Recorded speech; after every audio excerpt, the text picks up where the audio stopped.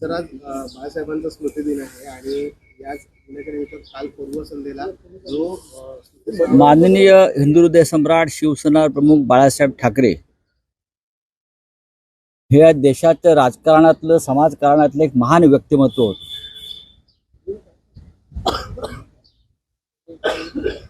त्यांनी शिवसेनेची स्थापना केली. त्यांनी शिवसेनेची स्थापना केली नसती तर आजचा महाराष्ट्र आणि आज स्वाभिमानानं ताठ कणानं उभा राहिलेला मराठी माणूस आपल्याला कधीच दिसला नसता. बाळासाहेबांच्या महाराष्ट्रावर मराठी माणसावर अनंत उपकार आहेत आणि ते तसेच राहतील. याची परतफेड कधीच होऊ शकणार नाही. हिंदू हृदय सम्राट शिवसेना प्रमुख बाळासाहेब ठाकरे नसते तर आज हिंदुत्वाला जाग आलेली आहे आणि ज्या राष्ट्र अभिमानाची बात आजचे राज्यकर्ते करतायत ती त्यांना कधीच करता आली नसती. या देशात खऱ्या अर्थानं हिंदुत्वाला जाग आणण्याचं काम माननीय बाळासाहेब ठाकरे यांनी केलं. त्यांनी महाराष्ट्र अखंड ठेवला. मुंबईसह महाराष्ट्र हे त्यांचं एक अखंड महाराष्ट्राचं जे स्वप्न होतं त्यासाठी ते आयुष्यभर झुंजले आणि या महाराष्ट्रामध्ये या मुंबईमध्ये मराठी माणसाचा हक्क पहिला राहील यासाठी त्यांनी प्रचंड कष्ट घेतले आणि मराठी माणसाला उभं केलं. अशा बाळासाहेबांना जाऊन 11 वर्ष होत आली तरी बाळासाहेबांचं अस्तित्व आपल्या अवतीभोवती सातत्यानं आहे. कारण बाळासाहेबांसारख्या व्यक्ती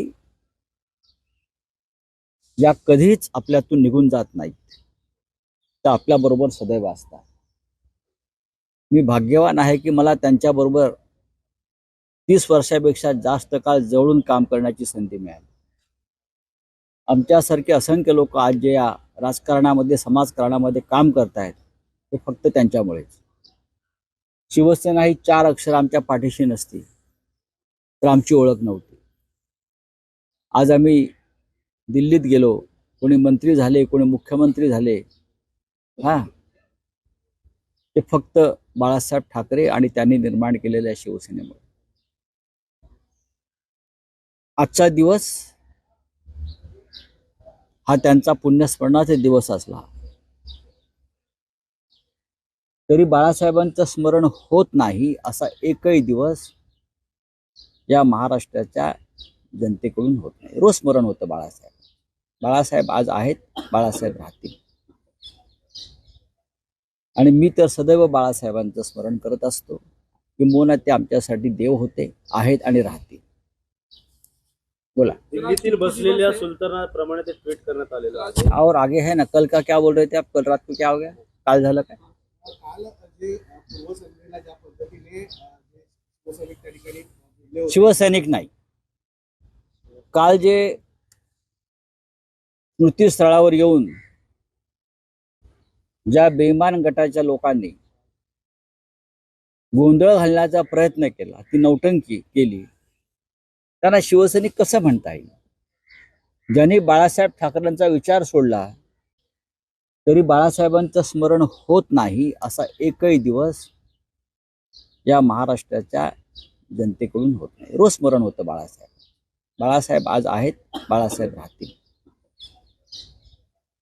आणि मी तर सदैव बाळासाहेबांचं स्मरण करत असतो. किंबहुना ते आमच्यासाठी देव होते, आहेत आणि राहतील. बोला. दिल्लीतील बसलेल्या सुलतानाप्रमाणे ते ट्विट करण्यात आलेलं आहे. और आगे है ना, कल का क्या बोल रहे थे आप? कल रात को क्या हो गया? काल झालं काय? काल जे पूर्वसंध्येला ज्या पद्धतीने शिवसैनिक त्या ठिकाणी बोलले होते, शिवसैनिक नाही, काल जे स्मृतीस्थळावर येऊन ज्या बेईमान गटाच्या लोकांनी गोंधळ घालण्याचा प्रयत्न केला, ती नौटंकी केली, त्यांना शिवसैनिक कसं म्हणता येईल? ज्यांनी बाळासाहेब ठाकरेंचा विचार सोडला, ज्यांनी बाळासाहेब ठाकरेंच्या भूमिकेला तिलांजली दिली, ज्यांनी शिवसेनेच्या पाठीत खंजीर खुपसला, ते शिवसैनिक कसे काय? बाळासाहेब ठाकरे सगळ्यांचे आहेत. बाळासाहेब ठाकरेंच्या स्मृतीस्थळावर सगळ्यांनी यायला हवं. आणि येत असतात आणि आलेले आहेत गेल्या अनेक वर्षामध्ये. पण काल येऊन ज्यांनी नौटंकी केली त्यांना मी शिवसैनिक आम्ही कधीच मानणार नाही. त्यांच्या मनामध्ये बाळासाहेब ठाकरेंविषयी अजिबात श्रद्धा नाही, भावना नाही.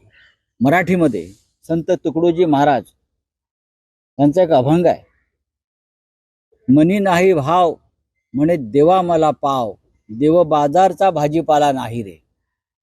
बाळासाहेबांचं तसंच, तुमच्या मनात श्रद्धा नाही बाळासाहेबांविषयी, भाव नाही, आणि तुम्ही येऊन नौटंकी करता त्या स्मृतीस्थळावर. त्याच्यामुळे जो खरा शिवसैनिक आहे, निष्ठावंत आहे, जो बाळासाहेबांच्या विचारांशी प्रामाणिक आहे, त्यांनी विरोध केला असेल तर तो महाराष्ट्राला मान्य आहे. कोणी काही बोलू द्या. काल जो प्रकार घडला, आजचा दिवस अत्यंत पवित्र आणि गंभीर आहे, पण कालचा दिवस जो घडला, काल निष्ठावंत शिवसैनिकांनी गद्दारांना जो प्रतिकार केला, ही 2024 हा कालचा ट्रेलर आहे आणि 2024ची तयारी आहे. लक्षात घ्या, काल जे तिथे आले होते त्यातल्या अर्धा लोकांनी आधीच 10 वेळा पक्ष सोडलेला आहे. हे बघा तुम्ही, ते आम्हाला काय निष्ठा शिकवतात. कोणी काँग्रेस पक्षात गेले होते, कोणी राष्ट्रवादीतून व्हाया परत शिंदे गटात गेले, तर ह्याने आम्हाला निष्ठा शिकवू नये.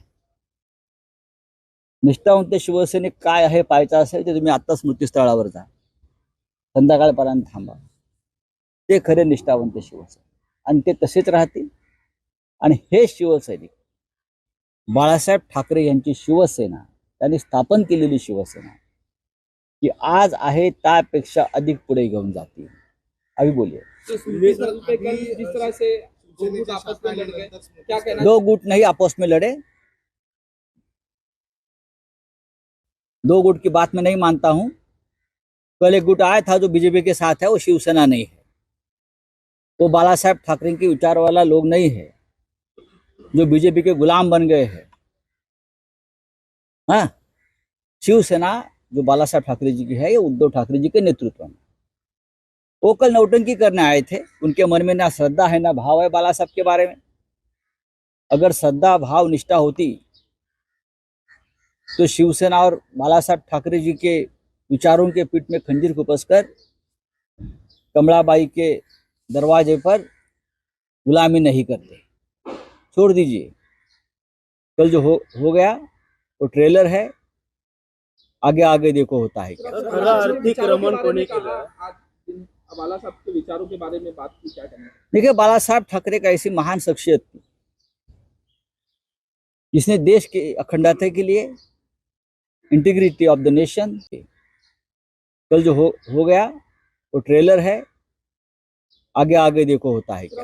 आर्थिक रमण कोने केलं? आज बाला साहब के विचारों के बारे में बात की, क्या कहना? देखिए, बाला साहब ठाकरे का ऐसी महान शख्सियत थी जिसने देश की अखंडता के लिए, integrity of the nation, Mumbai Maharashtra के लिए बहुत बड़ा योगदान दिया. खासकर भूमिपुत्र, ये जो संकल्पना है सन ऑफ सॉइल,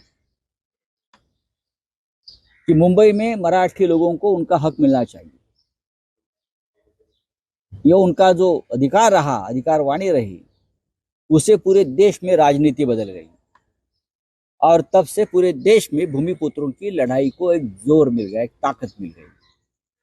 बाला साहब ने हमेशा कहा कि देश एक है, सभी राज्य इस देश के घटक है, लेकिन जो जिस राज्य में रहता है उनको वहाँ के अधिकार और हक सभी के बारे में मिलना चाहिए. उनका एक भूमिका रही और उनके लिए हमेशा संघर्ष करते रहे, और महाराष्ट्र में भी उनका एक संघर्ष रहा. इसीलिए आज जो मराठी मानुस को जो एक प्रतिष्ठा मिली है पूरे देश में,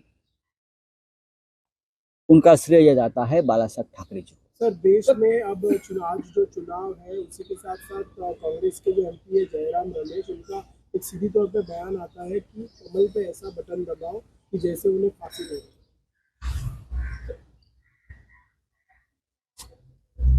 देखिए, ये चुनावी मुद्दा है. कांग्रेस बीजेपी के खिलाफ लड़ रही है और देश में एक प्रकार से जो लोकतंत्र के खिलाफ माहौल बना है अगर लोकतंत्र को बचाना है तो जयराम और रमेश जो बोल रहे हैं वो सही है। चलो, थैंक यू। मुख्यमंत्री म्हणतात की रावण को सपोर्ट करते हैं, उनको राम के बारे में बात नहीं करना चाहिए। और ऐसा कौन बोलता है? मुख्यमंत्री का बयान आया एकनाथ शिंदे ये कब राम बन गए? ये तो विभीषण है। ये तो विभीषण है।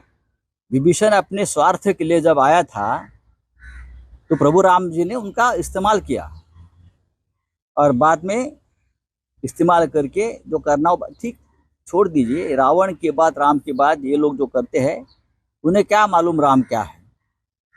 ये लोगों ने तो अयोध्या हमने दिखाई पहली बार, उससे पहले कब अयोध्या गए थे? उद्धव जी के नेतृत्व में चले गए थे ना अयोध्या में। अब मुख्यमंत्री पद पर जब तक बैठे हैं तब तक ये बीजेपी के तोते इस प्रकार के बात करते रहेंगे।